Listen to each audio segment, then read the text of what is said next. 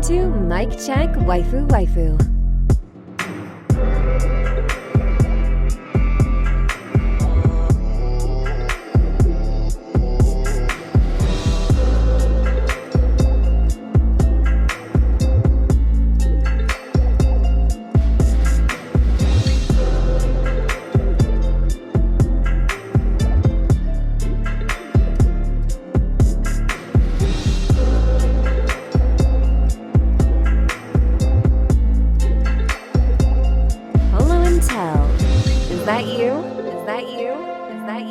Check. Mic check waifu waifu. Ma, tell him. Is that you? 312, what's going on? This is episode 312 of Mic Check Waifu Waifu. As always, it's brought to you by Patreon. Patreon.com/Mic Check Waifu Waifu is where you can get early access to the video version of this podcast. This is where you can get access to the Patreon exclusive podcast, The After Stories, where you can get access to the pre-show. Goes live 2 days before the episode goes live for everybody. Shout out to the Patreon producers. I swear when I say this, I mean this from the bottom of my heart to the top of my soul, that our Patreon community is the best in the world, and we can't do this without you. We love you so much. Thank you so much for supporting us. Dad Needs to Talk podcast. Christian, the archivist, aka Death Scythe. Fear, Ked the Pro from Chaotic Culture podcast. Explicitly, all for one Matthew. H. Monique Williams, Simi Sensei, Frozen, Rob Stone, and last but never least, our guy, the Money Fingers. Thank you so much for producing this and many of the episodes of the podcast. We couldn't do this without y'all again. Thank you so much. It means the world to us. Make sure, if you haven't already, inside the show notes or the description of the YouTube video, you subscribe to our gaming podcast channel, youtube.com/@respect_no-t-games. Thank you so much for all the support over there. We dropped episode 3, which is DLC versus mods. I think that is our best episode yet. We kind of got a flow for that particular episode that is inducive of what Respect Games is going to be about. Now, smooth. A lot of you might not like our opinions on some stuff, but it's our opinions, so take that with what you will. But it was a great episode, great dialogue, great conversation, I think, personally. And I think the reasoning behind our takes is valid and justifiable.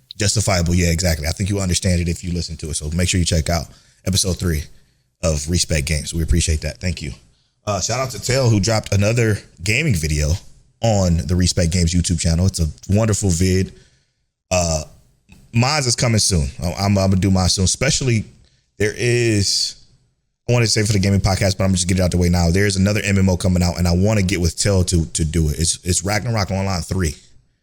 So I would love to play that with you, just to get a perspective of somebody that don't play MMOs, for us to start one together and commentate over it and talk about it and express what our thoughts is on this particular game. It's coming out in a couple of weeks, I think, maybe this week or next week, something like that. It may be later, but whenever it is, that's what we plan on doing for that. So make sure you check out Respect Games. Great content. We love doing it for you guys. Now, this is Mic Check Waifu Waifu, though. The anime podcast is brought to you every Tuesday at 9:30 a.m. CT. So, we are going to talk about anime, seasonal anime. We are going to talk about what we're going to review for next week's mid-season review. And remember, midterms is next week. So there will be a midterms thread in the discord.miccheckwaifuwaifu.com that you could be a part of the show and give your midterm grades for the summer season so far. I can't wait to check you guys' grades out, because me personally, I'm gonna just give you a slight spoiler. My grade is pretty high for this summer season, so I'm looking forward to discussing that. And I kind of gotta agree with that, just off top, except for the couple that I said I was gonna force myself to watch. Yeah, right. But there's a lot of really good stuff this season. It's kind of crazy. Episode of the week, Montel. It's hard. Well, it's easy to say this is the anime of the season, but because it's a returning anime, I'm not going to say it is anime of the season. But My Dress Up Darling, chills. Come on, man. Absolutely amazing episode. And we talk about it every single time. The levels of receptiveness in this anime It's crazy. It's crazy how good it is. What we're going to talk about this week I think is going to be kind of very poignant to what we kind of talked about last week, almost on the flip side of what we talked about last week. And we're going to touch bases on that. But my episode of the week this week is Apocalypse Bringer. And there's a very specific reason for that. Now, there is shows that was better than that, right? Obviously, My Joseph Darling was the best. Secrets of the Silent Witch was even better. I Was Reincarnated as the Seventh Prince was even better than that. But there's a particular reason why I give Apocalypse Bringer my episode of the week this week, and it transitions into what I'm about to talk about right now. Apocalypse Bringer was a breath of fresh air. It was wholly unique. It's been unique since it started. It doesn't have the budget of Kaiju No.8 or Dawn to Dawn or any of these atypical usual shows, but it was unique enough to captivate me within its dialogue. The dialogue in episode 5 of Apocalypse Bringer was so good, like so well written. Again, different than what you would get from a normal isekai type show or anywhere of the sort, same genre tree, you know what I'm saying? The isekais, the shonens, the et cetera, et cetera. Like, it was so unique and so refreshing that I had to give it my episode of the week because it deserves it. It absolutely deserves it. Now, to talk about what we talked about last week, breaking free, that topic you brought last week was so perfect, I think, because I feel what you felt last week, this week. I'm exhausted. The reason why I'm exhausted, is because Kaiju No.8 did exactly what we predicted it was going to do last week. Shout out to Mazer Alter. Mazer Alter is a part of our community, been a part of our community for a long time. And he mentioned, this is before this episode, the newest episode of Kaiju No.8 came out. He said, no, this is the prime opportunity for Kaiju No.8 to build on his character because he can't transform. Spoilers for Kaiju No.8, most recent episode. Because he can't transform because he's mentally scarred for what he did and almost killing what's her name's father, blah, blah, blah. And again, no insult to what he said because what he said is very valid. It was a very good point and it's very much respected because what you said, I would have rather had in a more deep way. But they kind of did that at the end of last season. So we didn't need to do that again this season.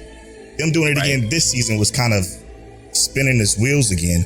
And the reason why I was so upset about it last week is because we didn't need to spin our wheels again. We spent the entire first first season spinning our wheels of him not transforming because he can't. He has to be hidden. He has to be cautious. He has to be careful.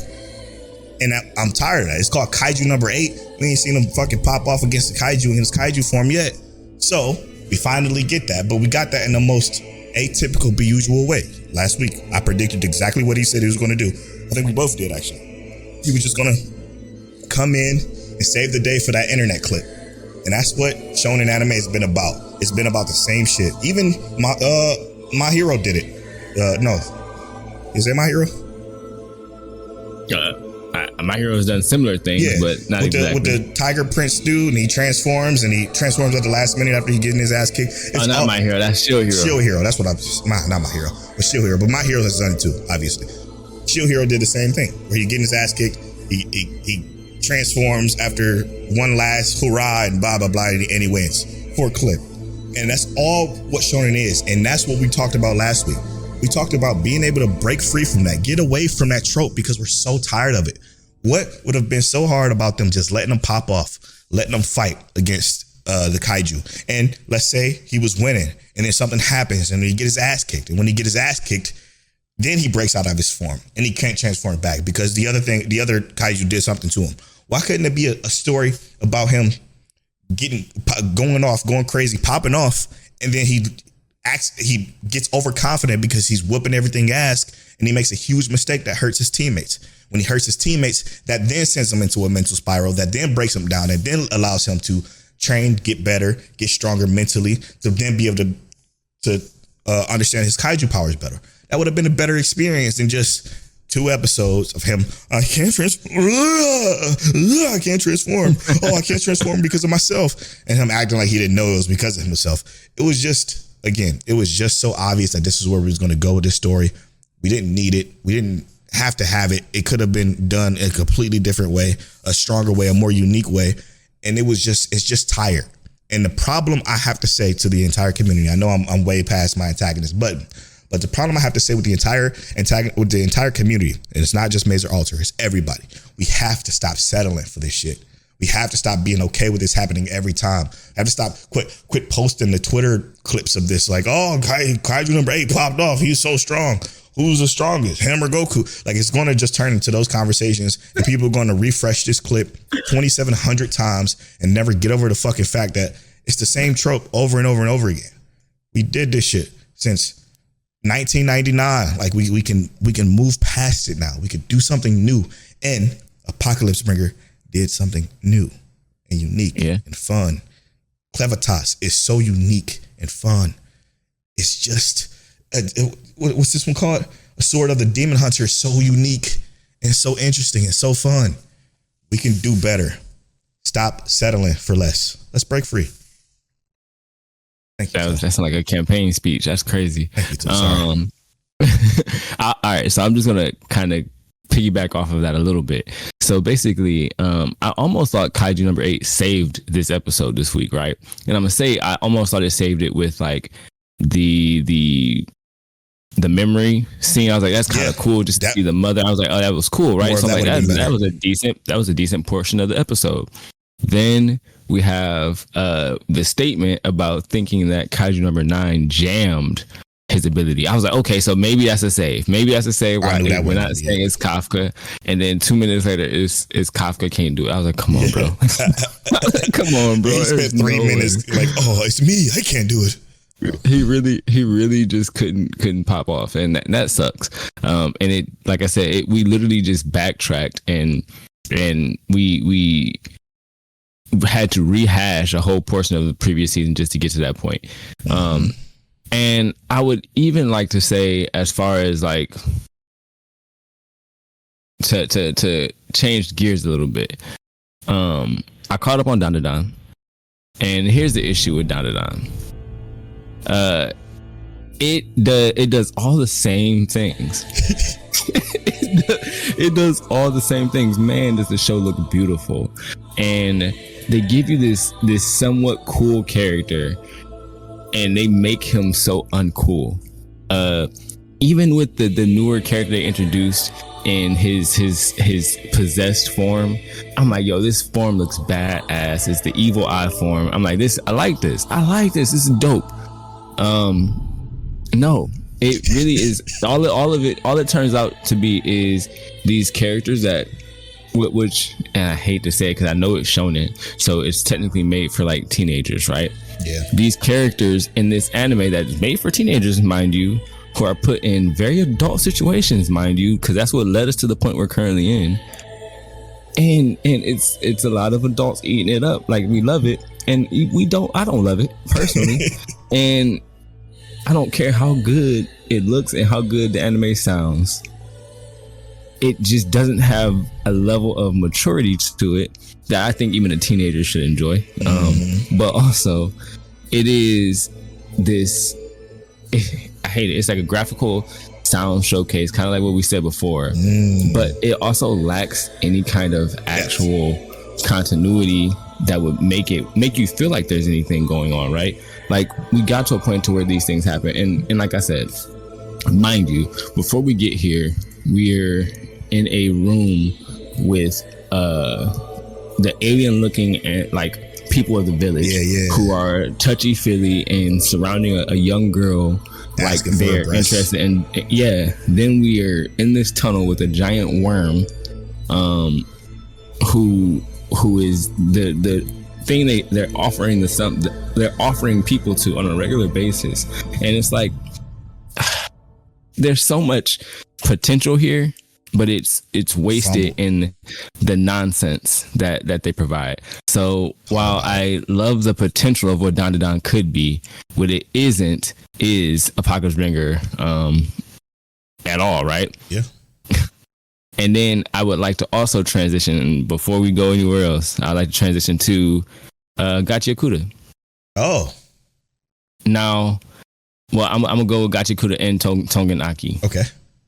Both of these shows are very shonen. I would like to offer them both to be raised to a pedestal above Dandadan. because while they don't look and or sound as good as Dandadan, I actually think these characters are significantly more likable. Damn. Like it's crazy, bro. I hate Togenaki's main character. I do too.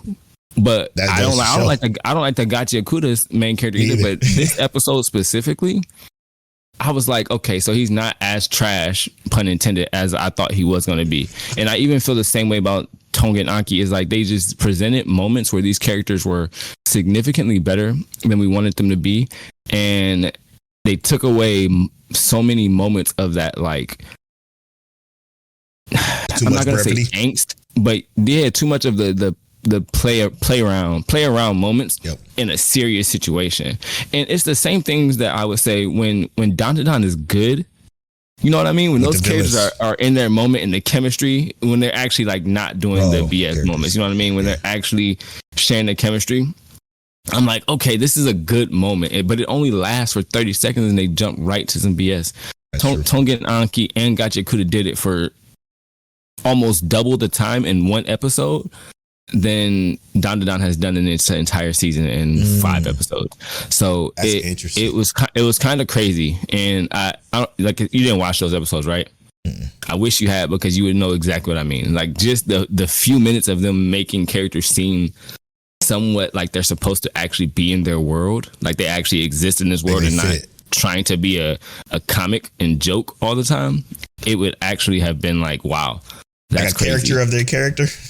Yeah, like a caricature of their character, bro. Yeah. It was crazy that I actually had to say Togenaiki and Gachakuda go above Dandadan. That's interesting. That's a huge step for those two shows in particular. I know that the Discord, the community posted a screenshot of a lady in there. I'm like, wait a minute, hold on, I might have to turn this on. Yeah, she might have been waifu. She was something special. Yeah, turn it on.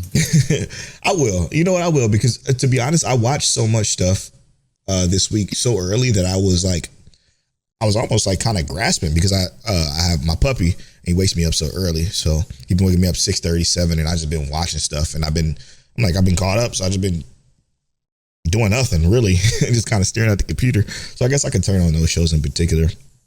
Let's switch over to Lord of Mysteries though again, because particularly the 3 dubbed episodes. Again, I didn't watch any of the. I watched a little bit of the sub of episode 1. Didn't understand everything that was going on for that 7 minutes I watched.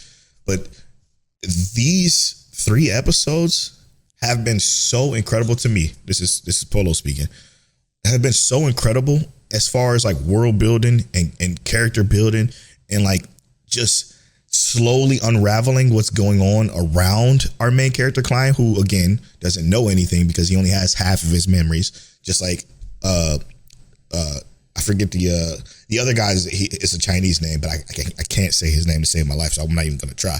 But the person that Klein is taking over Klein, so he only have half of each memories, and it's just so captivating. And then what they said in this particular episode, which is episode 3 that I'm talking about, it's the only one that I can reference, about the next sequence got me excited. And everything about this power system got me just as excited as I was when I watched Hell Paradise for the first time, because it is so interesting. Because the sequence, bro, like learning what a sequence 7 can do is insane.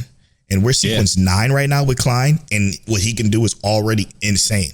So imagine what Klein can turn into just by going to sequence 8. You know what I'm saying? And I think they mentioned in episode 2, if I'm not mistaken, because these episodes are 37 minutes long or whatever. But the captain, he's a nightmare. I think he's a nightmare 7, which means that he can literally dive into people's nightmares and control it. And it is just so impressive what this whole power system can be. And as we slowly start to unravel what it is and learn about it, again, we're learning about it as Klein learns about it, because he doesn't know anything about it per se. I'm so intrigued, man. It's so dope. And it's actually really cool that they're different classes, so to speak, and the sequences, it's almost like an evolution for their specific like class. Yeah. But I will say this, watching the dub has been so much more eye-opening. Significantly. Which is crazy, right? Because normally it's not a problem, but it's been so much more eye-opening in this specific scenario, because not only is it like actually visually appealing, the ability to just follow what's actually happening. Because like I'm watching this third episode, I'm like, okay, this is, I watched I think one more episode after this in the sub, and I'm like, okay, I remember this is exactly what happened, this is what it seemed like, but the full scope of what was happening played for me, right? In terms of like how easy it was to digest. I could tell almost instantaneously, and this just could be because I did watch it previously. I could almost tell instantaneously what was happening with the clown and the puppet situation, right?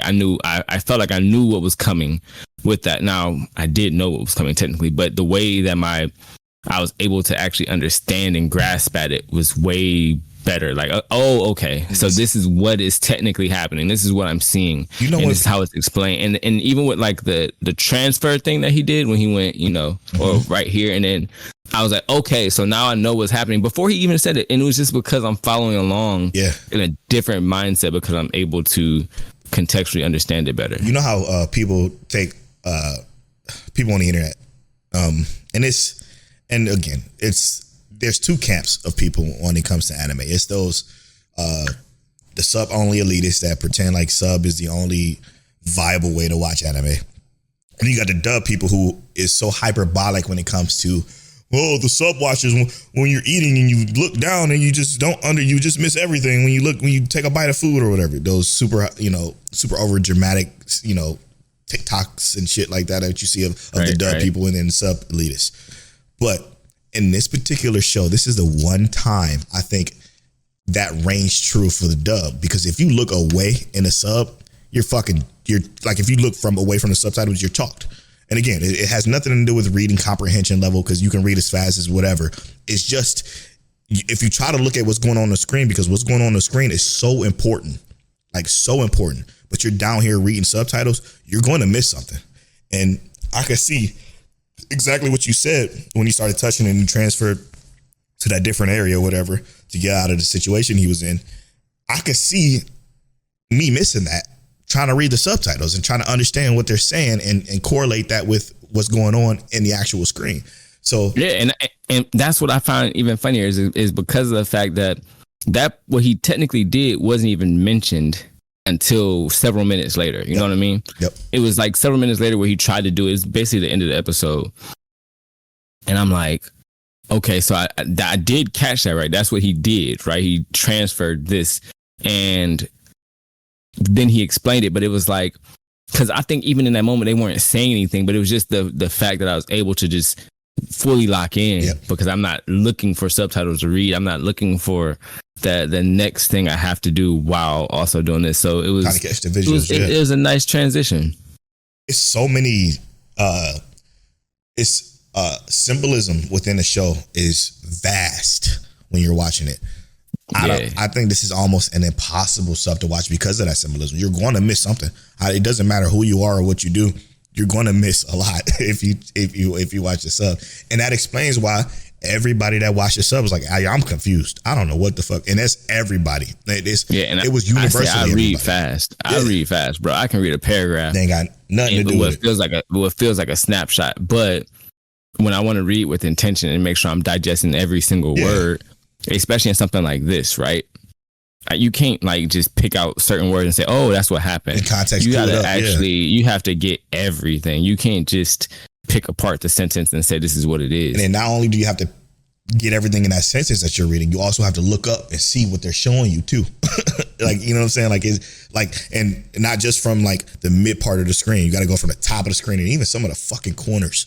Like when the girl came in, I didn't even fucking notice she came into the corner, like the way she came in from that corner, and then she turned into transformed from that nightmare. It was just so fucking beautiful, and I didn't even notice it until I was like, what the fuck? She just showed up, and I rewinded it, and the way she flew into that corner and it spread it out, I'm like, this is fucking incredible. It's just incredible. Yeah, that animation budget is crazy, bro. It's insane. It's just insane, insanely beautiful. But yeah, man, and it's. Lord of Mystery is so unique, man, in its world. We don't see shit like this often. We don't. We really, really don't. To go to something more, I caught up on Watari Kuns. Watari Kuns' life blank is about to collapse. This is actually still very good.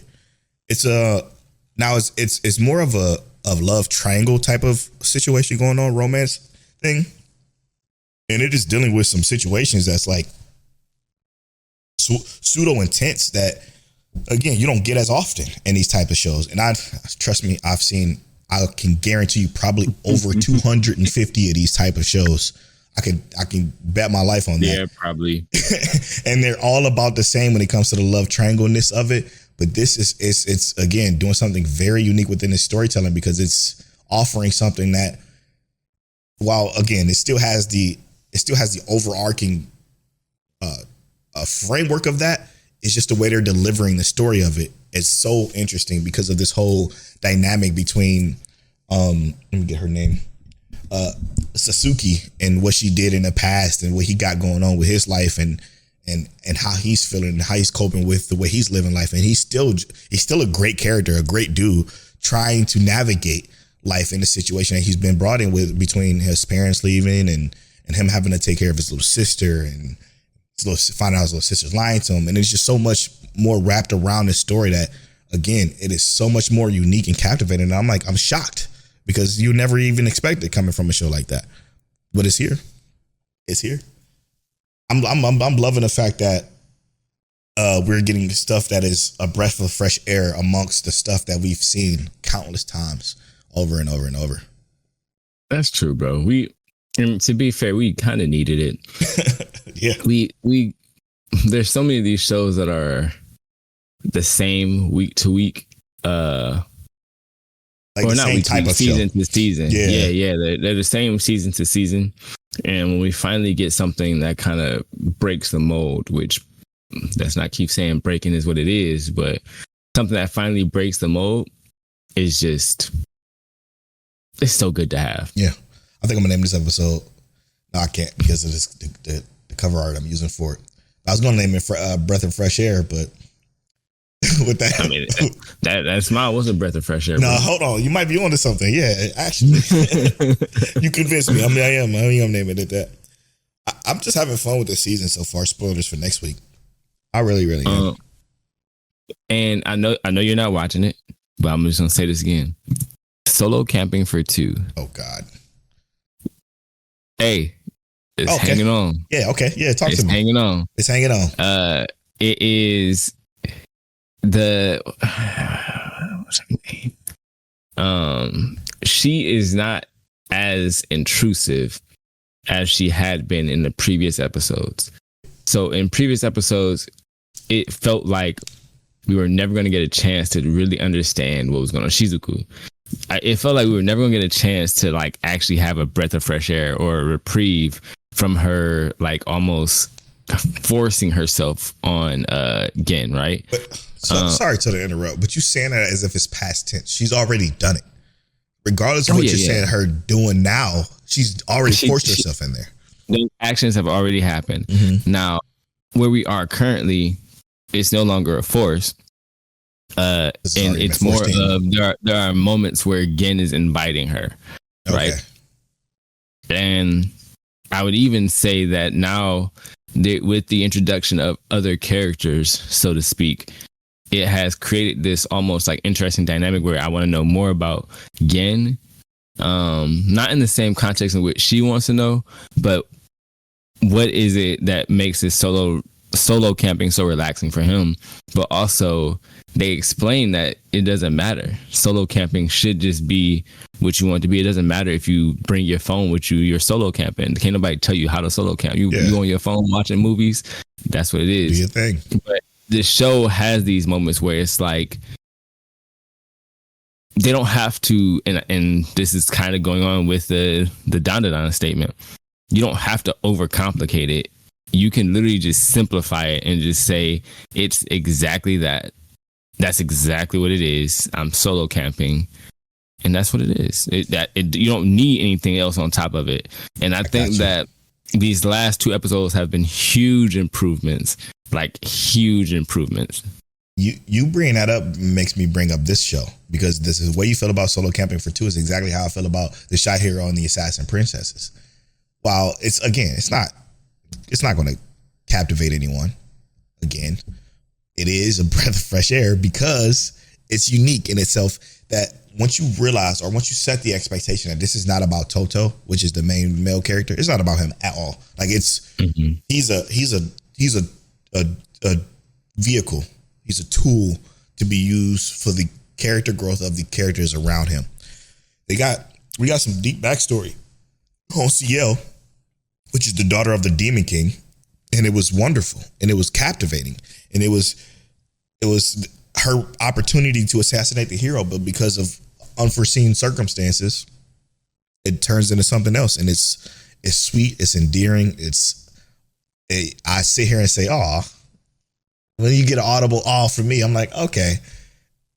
Again, it's not gonna wow anybody's socks off. And if you can look past the fact that this is not a show about the hero, even though the hero is incredibly impressive when it comes to his talent, it's not about him. And once you get past that, that's when you realize, okay, this is much more, much deeper, but it's simple, but it still has depth within the simplicity, and it's interesting enough to where I'm like, oh, I kind of want to see what's going to happen next week, because how is she going to do what she has to do, or her plan, and how she's going to handle it? Because you can see it all unraveling. You can see all what they're going through unraveling, and it's becoming something more that you're actually rooting for it to turn into. And that's something nice, instead of how we always get these shows that are always with the hero. He's super nice and he's surrounded by these wonderful girls and they're super nice to him. And it's that formula. It's the opposite of that. And it's turning, it's sweet. I'm liking it. I'm enjoying it. Now, that made me think about this, since we going that way. Let's do it. This is the opposite of that. This is the opposite of a breath of fresh air for me. And I say that because while I thought the show was going to be okay at first, and I was enjoying it, I'm not enjoying it anymore. And it's just because a specific moment, and I'm just not cool with it. Okay. There's no freaking way I'll be your lover unless. Okay. I'm interested. So the show itself has so many moments where it's like, okay, cool. But for like, let's say the last, how many episodes are we in? 5. Episode 5. So last 2 episodes, basically, the previous episode, the Mai Uzoku girl, who is apparently a model and an actress, or she's famous in the main girl that royalty, wanted the relationship, right? That wants the relationship, right, with Renako. Sorry, I don't understand. Sizzle there? No, thank you. Is that Google? Yeah, it's Okay. Google. But basically, I don't know how that happened. I'll keep it in too. Basically, there's a moment where Mai basically force sneaks a kiss on Renako, and it instantly made me mad, because if this wasn't girl and girl, but if it was a guy and a girl, this would have been instantly something like everybody would have been like, no, that's horrible. Yeah, I mean, it still is horrible. Immediately. It is horrible, but I'm saying like it would have been universally accepted as that, right? Yeah. I gave it a chance. I'm like, maybe it's gonna get better. Now it's gotten to the point to where Renako has been like, well, I've been thinking about you ever since that, in a romantic way. And it's like, nah, I just feel like this is getting forced. Yeah. And they introduce another character who is seemingly in love with the actress chick, but is actually in the role of her best friend. So she's essentially been friend zoned. But she's like a significantly just better character. She's not pushy. She's not like any of that. Just chill. Like, hey, if we're friends, we're friends. You say we're friends. I'm not gonna let it go. Overstep anything like that. You want to be a friend, you need a shoulder to cry on. I'm here for that. She's just there. She's just a friend. Take that page. And it's like, and it's crazy, right? But it's crazy because now Renako is like, why didn't Mai fall for her and all these other things? And it's like, it has gotten convoluted at this point, and it is officially on the I gotta cut your list. I feel that. So it is gone from the list. Ain't about that forceful shit. I gave it a try. College try. Yeah, it's done. Okay. I want to talk about you caught up on did we talk about Mikadono Sisters? We have not talked about it. Yeah, you caught up to it. It's it's unironically becoming one of my favorite shows this season because of the character and the cast and its ability to tell this story that I'm so intrigued in, because it's like, I want them to win so bad. And and it's not the win in their type of aspect, because they're all about always winning. They always win regardless. Mm-hmm. It's all about them separating themselves from this controlling environment that they're thrust into. And I think all of them are so endearing that I've never been so glafuffled on who I want to win as far as the romantic side of things go, because I love them all equally. So I will say this. I gotta be honest. Up front, I did not like any of these sisters. Me too. The very first episode? Yeah, right off the bat, I was like, nah. Couldn't stand it. Until that second episode. I don't even think episode 2 made me like them. Yeah, I think episode 3, 4, and 5. I think that's what it was. 3, 4, and 5 is where I started to like them. But what got it for me was the fact that it was a lot of their backstory. And it's especially coming to like episode 5. I was just like, bro, they like you said, I want them to win, but not in the way in which they're used to winning. Yep. You know what I mean? Our dude is trying to introduce a family aspect that they've never experienced before. And he literally didn't get to experience a real family because his mother was a famous actor, was always out working. So he never got to experience what that love or familial aspect was. But that's what he wants to provide for these sisters. And now essentially, like, that's all he's doing. Yeah. And I'm hoping that he can actually, push through and see to what that is. You know what I mean? It's been some of my favorite situationships too this season, because it's just under, like, I understand everything that they're going through, and then not from like personal understanding, obviously, but it's just right. Like they're witnessing something they've never witnessed before. They've always had to put on a facade or I guess you wouldn't call it a facade because it's literally their talent, their skill, their ability. But they're seeing something that, like, I don't know, it's opening them up, and it's like watching them unpeel like a fucking onion, like just fold apart, bloom like a flower. It's been sweet. It's been absolutely sweet. So I remember you did just say something about you don't know which one you want to win. Yeah. And this, and I feel like it's obvious who the choice is supposed to be, but I'm going to say that I don't think an actual win comes out as anybody. You know what I mean? I think the overall win is that they truly see what a family is supposed to be like. We know that's what it's going to be, but that's not how you watch these shows. You watch these shows to pick who you want it to be. You know what I'm saying? I don't want to pick who I want it to be because I'm like this. I want to take the romance out of this show. And it don't need no romance. I really like where this is without the romance. I can't lie to you, bro. I understand. I can't lie to you. I know what you're telling me. This ain't Central quintuplet. That is, and this comes from experience. That is the point of these shows. We know 9 times out of 10, because quintessential quintuplets is the outlier here. These people never get picked. Honestly, like it's always something involved or in the way where somebody or something, or it's all of you, it's none of you. That's how it always is. But the fun comes from picking somebody that you resonate with, that you want them to be in it. And that's what the experience of this is, right? That's what the experience of watching these shows with these love triangles, like, I really like her. Like right now, a Couple of Cuckoos. I really want I to win. For those of you who are watching Couple of Cuckoos, it's not going to happen. Obviously, we already know how the outcome of this particular show is going to go, because these are atypical, usual love triangle romantic comedies. That's just how they go. But you still pick. You still pick just for fun. It's the fun of the game.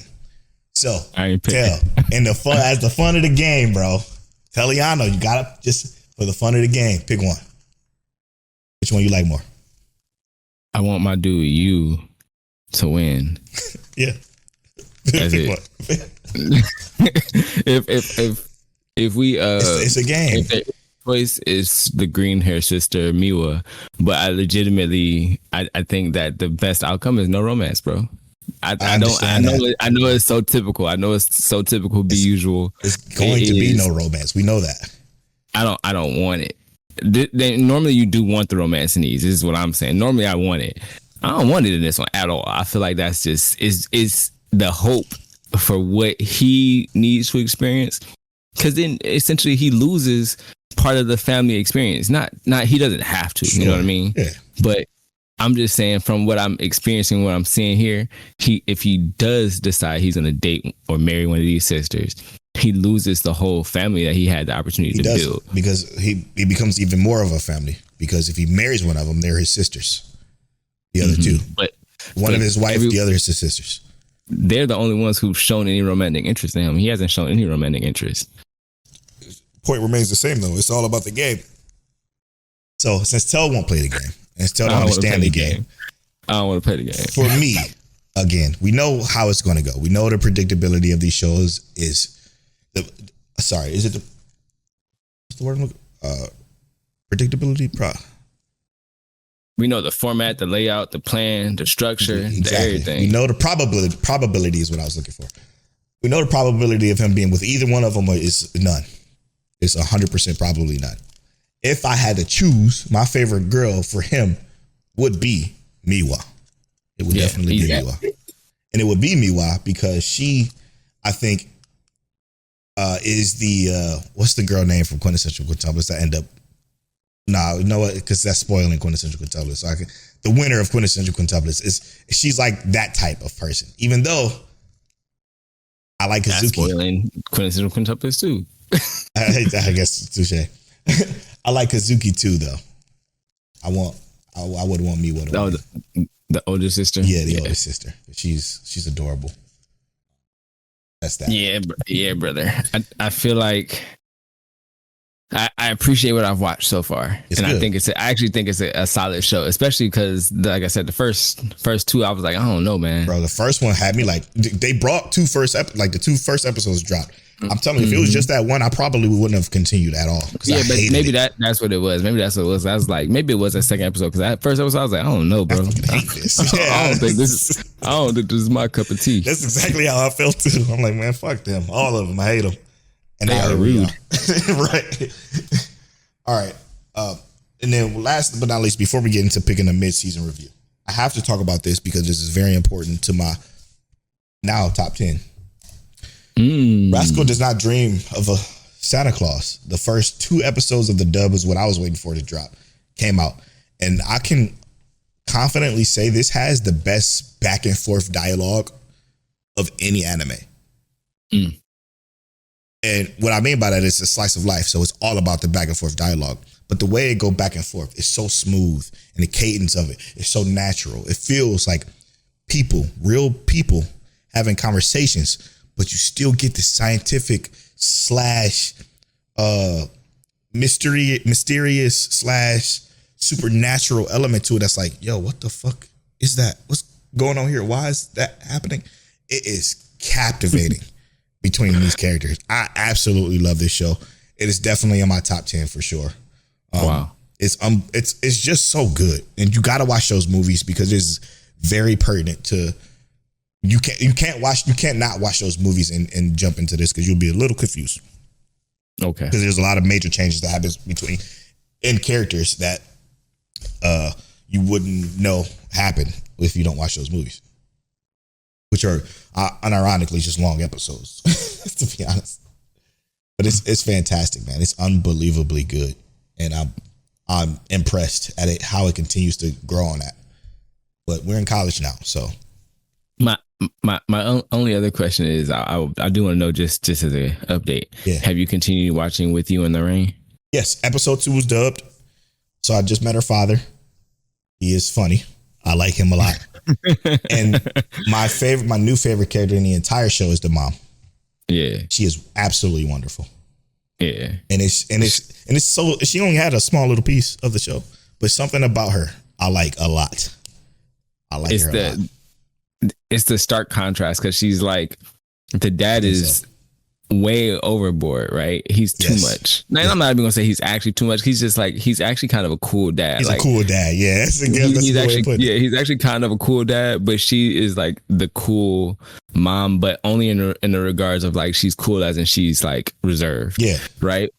And it goes to show why she is so reserved, because she's acting just like her mom, but it's a different aspect to it. You know what I mean? Her mom is so open reserve, if you will. Yeah, but she's so variably different is what I was going for. Yeah. It's like she's still reserved, but a different kind of reserve. They're two like opposing kinds of personalities with this reservations that they hold. Absolutely. I really do love. I like the show a lot, and I love the mom. I absolutely love her so much. I think she's gonna. I hope there's more of her. A lot more of her. Good. Because she's who I want to see our main character interact with more than the dad. The dad's cool. He's definitely, he has his place within her life that is, I think, going to be helpful for her particular situation. But I think the mom is going to be the one to open that up. So I guess I'll see. Yeah. But I think, and I'm because you're on episode 2, right? Yeah. The mom is in the next 2 episodes for sure. Perfect. Oh, I'm in for it. Okay, now let's get into every season we do a mid-season review. We pick an anime from the community where, you know, it could be something on your list. It could be something that you've watched already or that you want us to review, or something that you plan on watching that you want to join us in on the review of. And we have a whole review scale. It's all in our Discord. It's under community reviews and the MCWW review scale channel in our Discord, which you can actually take our review scale, use it for your own anime grading, and go about it from there. We'll talk about the review scale next week more so, but we're going to pick a show to watch from the community and review it. I want to start with All for One Matt, though. He says, I'm recommending 3 shows that I have never watched, but the synopsis of each show seems interesting and have been on my watch list for a while now. Number 3, Kino's Journey, the Beautiful World. Number 2, The Day I Became God. And number 1, Orange. Let me just say this about number 1. I wouldn't mind reviewing that. I did watch Orange, though. Megan Tell watched Orange. I think with my sister-in-law would be top tier. I would absolutely love that. Anytime I feel like I can make both of them cry makes me happy. And that sounds horrible. It sounds horrible in a good way, like where they're emotionally invested in something. It's like a goal of mine to get them emotionally invested in stuff. I think they would be emotionally invested in Orange. It's so good. It's so very good. But keep that on the list for now. Okay. Kino. I never heard of Kino. I haven't either. But The Day I Became God, I have seen that one before. See what that one is. I think that's one I already watched too.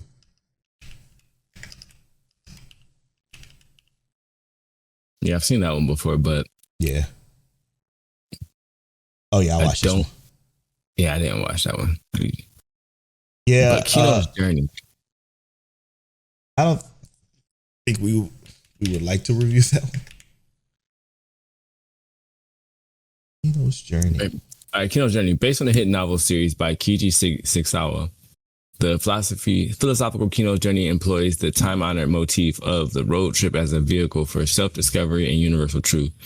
Deeply meditative and cooler than Zero, the series follows the existential adventures of the apartment or APT marksman Kino along with talking motorcycle Hermes as they travel the world and learn much about themselves in the process. Imaginative, thought-provoking, and sometimes disturbing, Kino's Journey is documented in an episodic style with an emphasis on atmospheric rather than action or plot though still prevalent. Okay. I mean, that actually sounds mad interesting though. Yeah, it does. 13 episodes. It was in the spring and summer of 2003.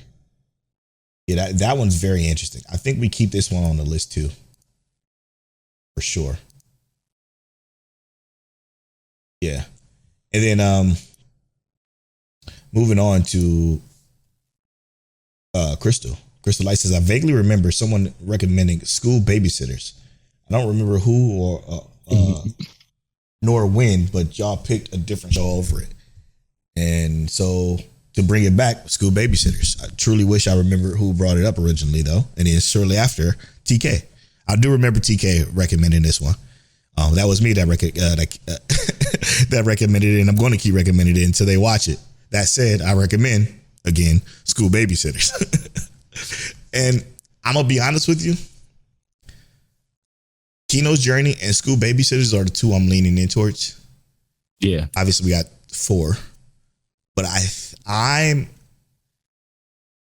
How can I say this? Kino's Journey seems like it's something we could do later.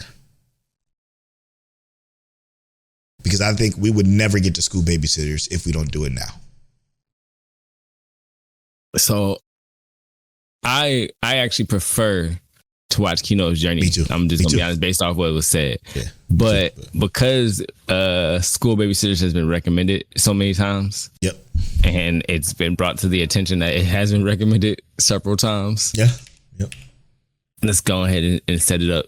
And knock it out. That's why I'm saying, like, we keep Kino's Journey here because we could probably just go into that. Wait, time out. Kino's Journey, The Beautiful World is different than Kino's Journey. I think it's a remake. So we keep that in mind. So The Beautiful World. Okay. All right. I think we look ahead and we establish that we're just going to do Kino's next season. Okay. You down for that? Let's do it. All right. All right. So this time, Babysitters. And I think Babysitters is different than what did we do last season? Last season, mid-season review. Yeah. Log Horizon. Yeah. Yeah. So this is I think Babysitters is different enough to where it give us some variety in the list. Yeah, it's very different. I guess we should read it, huh? Oh yeah. Put up. I was looking at Kino's Journey, like we just talked about. Let's see. School Babysitters. Oh, I spelled it completely different. I got it. School Babysitters. The manga centers on the brothers Ryuichi and Kotaro Kashima. Ryuichi is in high school and Kotaro is still a toddler. After their parents are killed in a plane crash, the two brothers find themselves living with the chairwoman of the Morinomiya Academy, who herself lost her son and daughter-in-law in the same accident.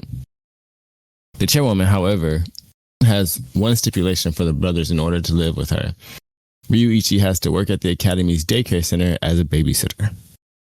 So this is done by Brains Studio, which I've never heard of before, or Brains Base. Sorry, excuse me. And they did an Archdemon's Dilemma, which we like, a show we enjoyed. Inspector and Inspector 2. To Your Eternity. They got some heat as far as quality animation goes.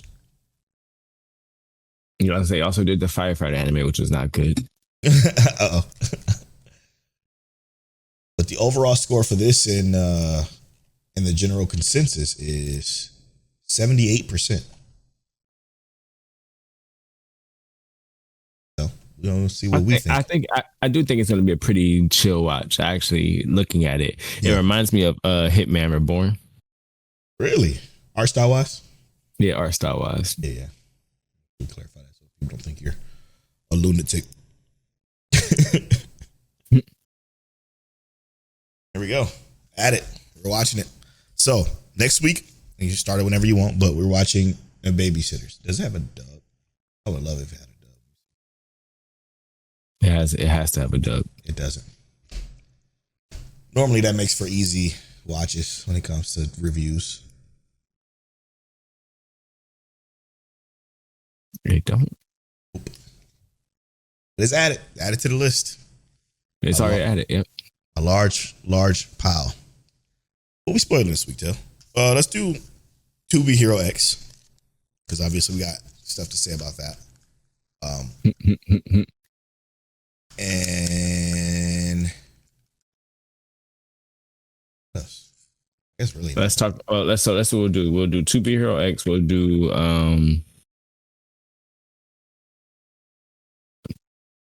Let's do a gut check for Clevatess. Where we think that's gonna go. okay. And then I'm intrigued. it was something else I wanted to say. Let me see real quick. It was 2B Hero X. I want to. I mean, I guess we don't have to talk about Minagra. Oh, Apocalypse Bringer? Yeah. What was it? Dr. Stone was Dr. Stone. Yeah, well, it was very much Dr. Stone. Yeah, actually, that's fine. I think those two are perfectly fine to talk about. Okay, let's do it. Let's get to know my check waifu. This is part of the show where one of us rolls a random number generator, the other reads a question associated with that number. Hell, it's going to read the question and I'm going to roll with a random. Get this time. What number you got? 38. Number 38. What is your favorite anime streaming platform? Not High Dive. All right. So my answer is kind of abstract. And I'm going to say this mostly because there's just websites that did it better. I miss Kiss Anime so much. I miss Verve. For the auto updates. Verve was cool too. But what I'm saying is I missed the site that should not be named, Maruru TV. We ain't name it though. Beep. Yeah. What the I love it. Automatically updates your Annie list when you watch something on there. Yeah. And while it is so inconvenient to have to pull it up to watch anything, the fact that when you finish the anime, the little green box says updated your Annie list, that just always makes me happy, bro. Yeah, talk about it. I sincerely wish that just Crunchyroll should just give you an option to link your Annie list. I know. It'll be so good because I don't. It should automatically update your watch list. Yep. Just like you got it on your watching, it automatically update your watch list. Imagine, bro. That's so much easier. Somebody might even be willing to pay like $2 more a month or something to do that. You know what I mean? Just link it. Oh my God. So what that does is that causes two things, right? I don't want to go to the site that shall not be named when it's on a site that is actually streaming it because yes, I know it's not completely 100% fair in which they pay their creators, but they do pay the creators still, like regardless. So if we just take all of our talents and don't use Crunchyroll, unfortunately, that'll be bad for all of us to continue to watch anime in general or to get anime. And this is what we do. This is our anime podcast. So we kind of, as much as Crunchyroll is not it, we kind of want to support the anime. But I would just love to be able to just stay on that site and just watch everything there. Literally for the convenience of just it being there, bro. Because I was looking at it, and when you do go to your watch list, you add stuff to your watch list, it's automatically on there when you just open it up, bro. It's wonderful. It's automatically on there. It's the best site ever. It's ridiculous. It's so good. But here we are. Yeah, good choice. We'll be right back after this.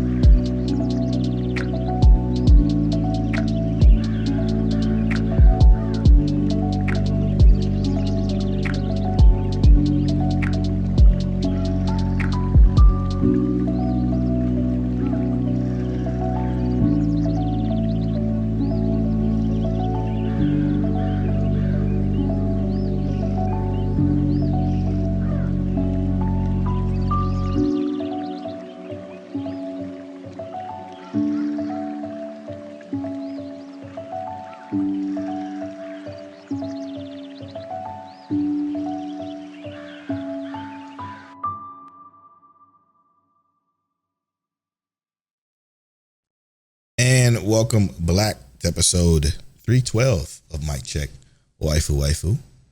Welcome to the spoiler half of the show. This is part of the podcast where we spoil shows in detail, give us our full thoughts, full breakdowns of stories sometimes, and just kind of go about what we think about it. Now, To Be Hero X, big shout out to our producer, Rob Stone, for clarifying a lot of, what was context. Okay, here's the deal. When we talk on a podcast, we just shoot the shit. We're just two brothers shooting the shit on a podcast. So a lot of the stuff we know about the show that we just kind of shoot the shit, and sometimes it come out wrong, and sometimes we say the wrong shit. It's just kind of the natural progression of what the conversational podcast is. So shout out to Rob Stone for dropping a nice comment on our YouTube video on To Be Hero X, clarifying some of the stuff we kind of said in that episode, kind of just shooting the shit as brothers do. We understand that context, but however, let me just say this now. Let me say my piece. I am finding myself slowly not giving a fuck anymore about To Be Hero X as a whole. While I still think the show is very good, very well written, nice cast of characters, I'm becoming fatigued. And I really mean that. I truly, really mean fatigue. Like when I'm watching it, I'm like, okay. And it's not the feeling I got when I was watching it before, and it was just like, okay. You know what I'm saying? Right. And I mean that. Like I truly am starting to become fatigued watching it. And I can't put a pin in why exactly per se. I think they're trying to maybe do a little too much, and it's kind of becoming too convoluted in the sense that's like, but why are we becoming this convoluted? It could have just stuck to where we were going when we were telling the story with the hero or the ex-hero or the hero that beat Queen, and now it's just jumping around to all this alien shit. And while we know what fear isn't the alien goop, confirmed this time, even though it was virtually confirmed before, but I was still worried. My worries on that is gone now. I still just think but like, why? It's like, I'm just tired. I'm fatigued and over it now. Like I just don't care as much. And that's sad because I like the show. I still think the show is good. It's not saying that it's a bad show. It's just personally, I don't care anymore. Yeah. And I would say, so while I'm not at the stage that Polo is at, I was watching this show when it released, like 9:30. Like whenever it released, I was like 5 minutes behind that. Yeah, PM refreshing my Crunchyroll to watch it. And now I just wait till the morning. And it's not to say it's that bad. Like, yeah, it's not bad. Yeah, it's not bad in any way, shape, or form, because I really enjoyed, like, especially even like this most recent episode. Like I did too. I enjoy these characters and whatnot, and I enjoy the world. Now the fear, like where we was thinking fear was going to be like something from another world. While I was never really on board with the idea or sure that it was the thing, glad it's not. It was a bit deterrent. Throwing in the alien aspect of it, it did feel like a deterrent, like from what we were building and all the story, like diversity and complexity that they had. Mm-hmm. It felt like almost like a Trojan horse. You know what I mean? Yeah. It felt like a virus implanted in the show to mess it up. Like, what did you do that for?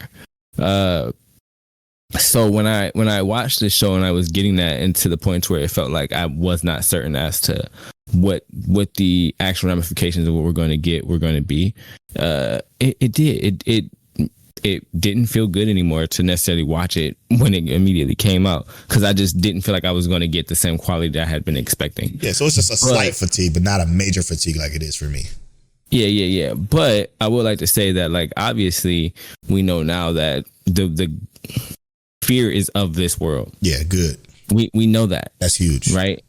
And that for me was like I said, huge. We know that there is a trust tied to self-confidence and self-trust.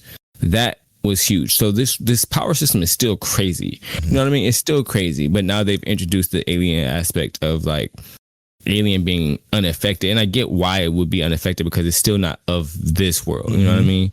It's technically separate. And that's why Big Johnny seemingly is unaffected by, like, the hero's powers and whatnot. Right. which to me, I think is still cool, but it's still like you introduce something that is completely foreign, and it don't feel as attached, right? Yeah, and it even makes me wonder, like, okay, what's Lil Johnny's power? Because how is Lil Johnny regarded as his hero when what is his actual power? What is his actual power? Does his power have something to do with Big Johnny? Because it can't, because he can't affect the alien. And I think that's the point that they were making this episode, that he isn't established as a hero because he doesn't fight. He's a mascot essentially. And again, that was cool to get that backstory. I felt myself wanting to kind of fast forward through the pieces that we've already saw, but from Johnny's perspective, I almost did it. I was like, I just want to hit fucking fast forward because I was just fatigued. I'm like, I want to get to something else. I want to get to something that is relevant, like Queen. What happened with Queen? Like, what the fuck is going on with this giant monster that attacked? I want to get to that part of the shit. Or let's go back to Iso. I want to even see Ling. What's the name? Our original guy that we first got. Yeah. I want to see him again. I just want to go back to To Be Hero X instead of telling these small. These are like comic side stories that we're getting now, and they feel like side stories. While Isol and Ling Yin and that felt like official story. Like it felt like we were in perfect analogy. It felt like we were in the MCU with Iron Man 1, 2, 3, Thor, and then to Avengers when it came to the first 8 episodes or whatever it was. And then we got to the Marvel TV shows on Disney Plus, the Moon Knights, the shit that's like, okay, Miss Marvel, they're okay, they're fine. They're not the Avengers Endgame or Black Panther or anything that's over, or Spider-Man, you know what I'm saying? Like they wasn't that. And that's what I'm feeling like I'm at now. And I'm just so tired. I'm tired. I want to get into the shit again. Right.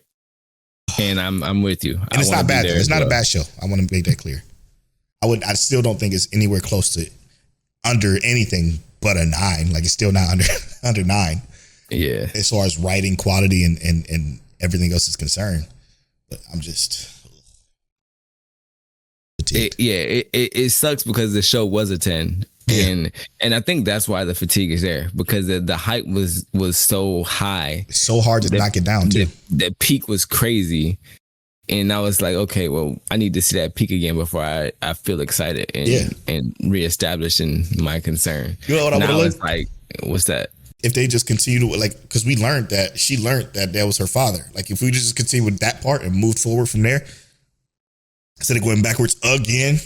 And showing another perspective again. Yeah, like, come on. We're right. Technically, this is like the third perspective because we did hers, we did Ghost Blades, now we're on Lil Johnny's. Yeah.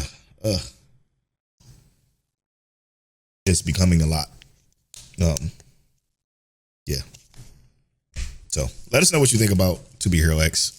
Still a great show. I would never take that away from this fucking show. It's still love so it. Good. It's just now a 9. Exactly, which is crazy to say because that's, if you look at our current review scores, very high. Still very high. There's so many aspects of it that's just really good. The music, sound design in general, the voice acting I think is crazy. Yeah, it's unbelievable. What an unbelievable dub. They spend money because these are all people like. Every character has been a main character that I've seen in a video game before or other anime before. You know what I'm saying? Like every single character. I'm like, damn. Yeah. I am. It does not feel, none of the voices feel out of place in the slightest. And normally that's a problem for me. Sometimes I hate how characters' voices sound like they feel out of place. You know what's funny to me? Even like Big Johnny. Yeah. His voice don't feel out of place, bro. Totally. That's crazy because that's how he don't even say words. From Big Johnny being small to Big Johnny being giant, it don't feel out of place. And that's a monster. You want to know something funny about this particular show? Obviously, my wife speaks Chinese. And she played it in Chinese and hated it. It's like nobody's voice matches. And I'm like, but you speak Chinese? She's like, yeah. And it just doesn't look right. So she's like, it just feels right. So she's actually switched to Japanese and preferred it that way. Which I can imagine that makes sense, actually. I ain't gonna lie to you, because it's like being used to certain voices coming out of certain kind of faces. And you're like, that's not what that looks like. Yeah, exactly. So it's ironic, funny enough, but excuse me. Yeah, I'm looking forward to more. I'm just ready for it to be like I don't want it to overstay its welcome and become worse. Yeah, I want it to continue to get better, and I think it will, obviously, because I think the climax is going to be crazy because I do feel like that's what this whole thing is, right? Yep. It's layered. It's supposed to be layered because they're trying to give all this before they hit you like this huge revelation. I just hope the revelation is a payoff. It has to. Because oh my God, if it doesn't pay off, bro, it'll be a meat mountain from Arby's. This is the downfall of To Know MCWW if this does not pay off, man. It would be so. I'd be so sorry. It'll be the meat mountain from Arby's. I'm telling you, it'll be that big ass fucking sandwich that look good, but you bite into it and it's like it's Arby's. You know, check back with us next week and see if To Know MCWW completely flopped. Okay, and then moving on to Clevatess. Probably my number one show this season. Oh my God. Clevatess is great. Like inspiring. I said, still feeling, yeah, man. And this sounds weird, I guess. No, go ahead. You get what I mean by that? It's inspiring is to see, you know what it is? Clevatess is what inspired me to want to see different from the shows we talked about in the first half of the show. Mm-hmm. The Kaiju No.8s, the Danadans, the Togenakis, the Gacha Yakutas. It inspired me like, yo, there's no excuses. We can have a young adult or an adult themed show and it be different, unique, good, interesting, captivating, beautiful, sound great. And I'm gonna say this, and I know it's not quite the same, but just hear me out when I say this. Yes, sir. When I think about Clevatess, I think about, and God, I hope this does not happen like this in totality, but I think about that first season of Attack on Titan. And like that first episode of Clevatess was just so like, man, what just happened? Interesting, Till. Yeah. Because when right. you see what happens with Eren and everything, I'm like, yo, that's so crazy. Good. What just happened? But that's kind of the feeling I get with Clevatess. And what it does is that like I'm looking at when Clevatess, the manga started. It was in 2020. And it's like it clearly draws inspiration from early, like we said before, the 90s and 80s manga, right? Mm-hmm. But it's doing it in a 2020, since it came out in 2020. It's doing it in a much newer fashion. Yeah. But still being able to pay that homage to the previous manga and series that came before it.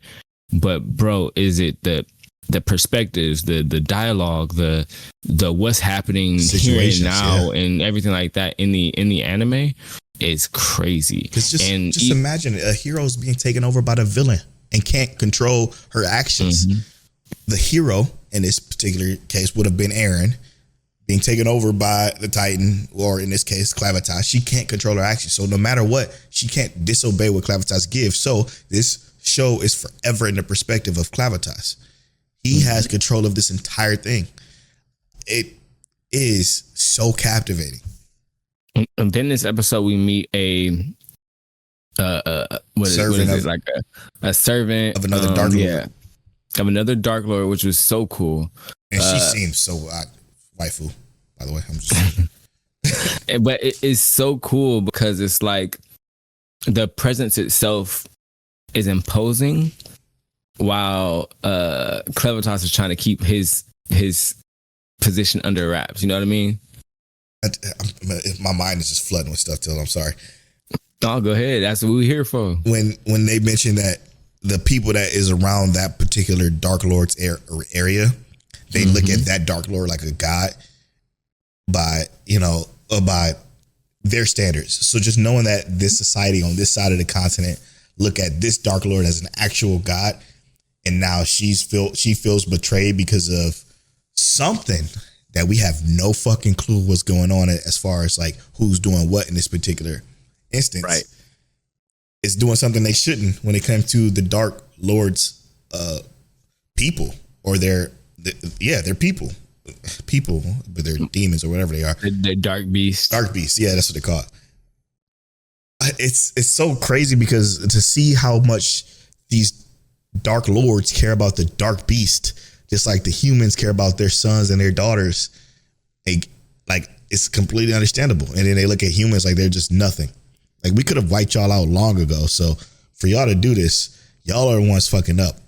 that is the most intriguing concept in any anime I've seen in a very long time.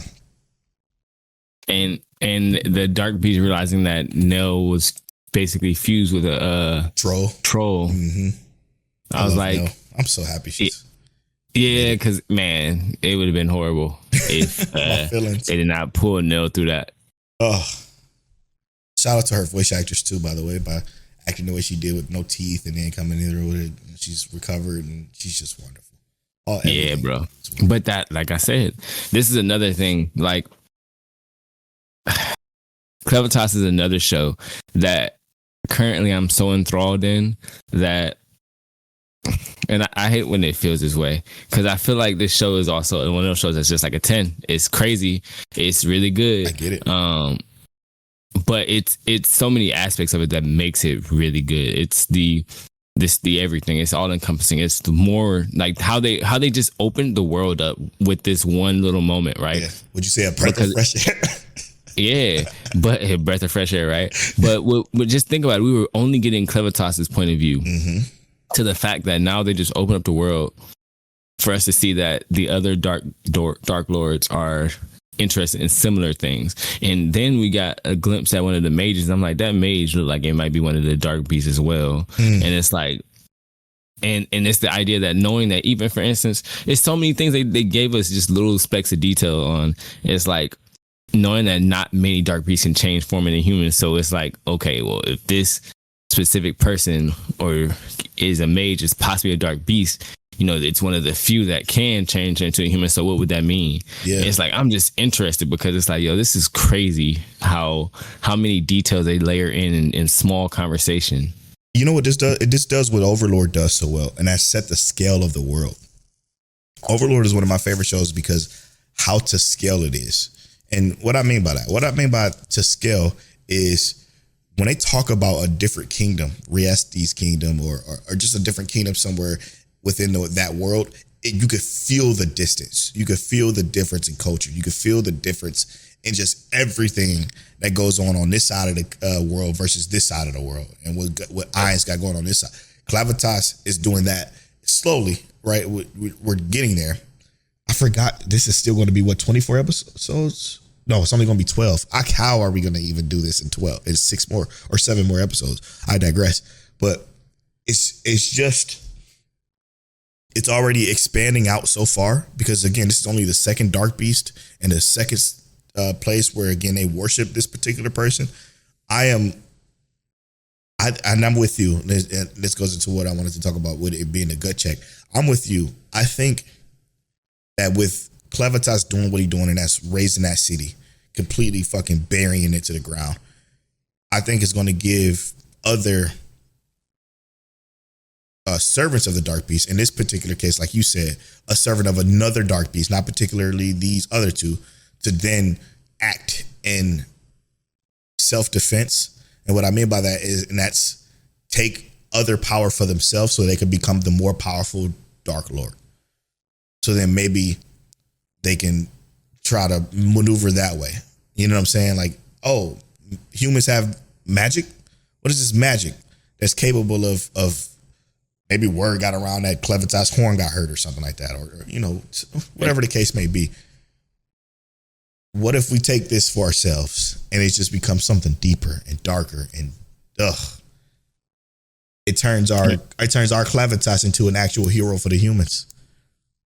Yeah, and I do kind of see that because if you think about it, a lot of the Dark Lords apparently, and this just based off perspective, it seems like you said, the Dark Lords and the Dark Beasts and whatnot, they all care for each other in a way in which like they at least respect each other's boundaries. You know what I mean? Yep. They have their own stations and areas that they hold, and they don't normally cross those boundaries, you know, without showing some kind of respect, apparently. At least from what it seems like. Now, imagine if you are a strong Dark Beast, but not quite a Dark Lord, but you're stronger than probably the average hero, and you get a hold of a weapon that could kill a Dark Lord, or you know, let's say Clevatess's horn, right, and magic. Now, what does that prove? What changes the stations of the world? And this becomes that situation where maybe a lesser dark beast can rise up in power.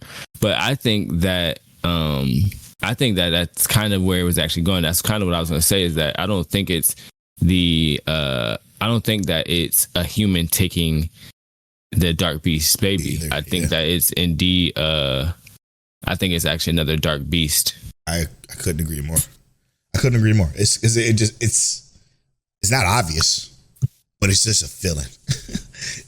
it gives us feelings. Like I know this show gives me feelings of just, I need to know. I'm having trouble.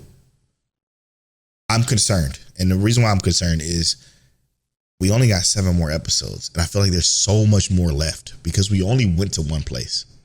As soon as we leave with Clevatess in human form and he gets Nell, this is all only been in one place technically.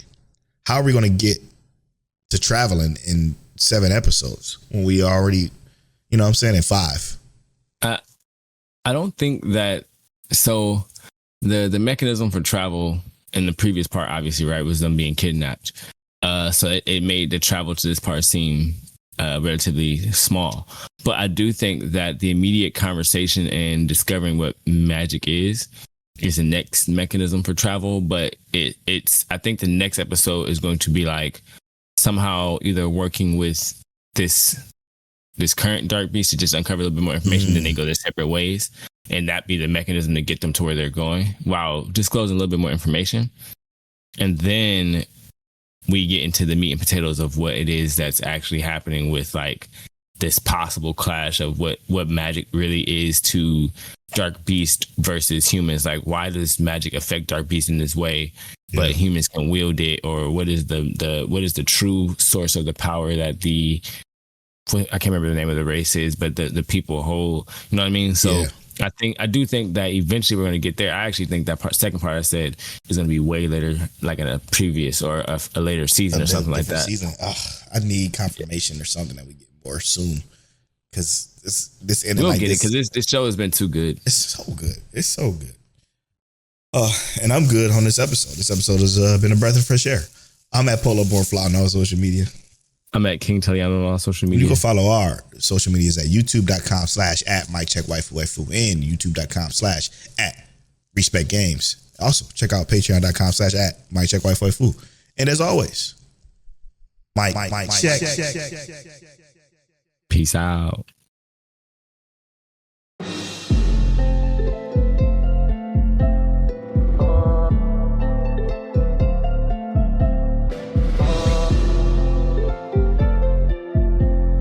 You're now tuned into Mike Check Waifu Waifu.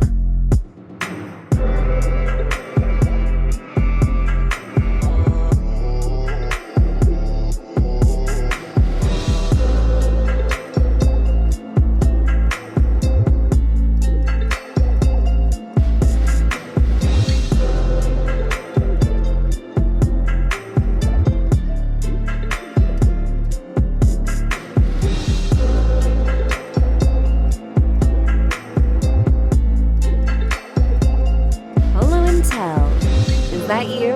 Is that you? Is that you? Is that you? Is that you?